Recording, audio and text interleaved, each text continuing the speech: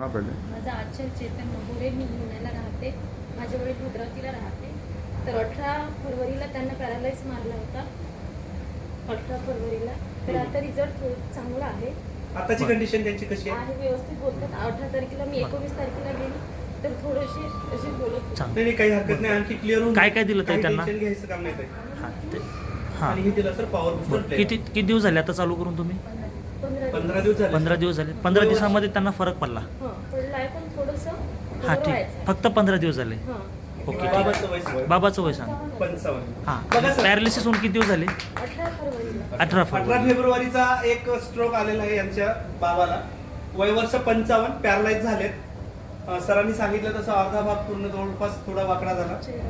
18 तारखेच्या नंतर यांनी मला वाटतं 20-21 तारखेला चालू केलं आणि 15 दिवस झाले सर. 15 दिवसामध्ये पूर्ण रिझल्ट क्लीन आहे. म्हणजे ॲलोपॅथी पेक्षाही फास्ट रिझल्ट झाला आणि सर्वच गोष्टी आज क्लिअर झाल्या. दिलं काय काय तर अमृत ज्यूस आणि पॉवर बूस्टर प्लेन. तुम्ही पण घेताय? त्रास काहीच नाही मला. ओके तरी पण घेताय? मी घेते. चला सांगा. आणि त्याने ॲलोपॅथीच्या सर्व गोळ्या बंद करून दिल्या. थँक्यू. मी घेऊन राहते. चला.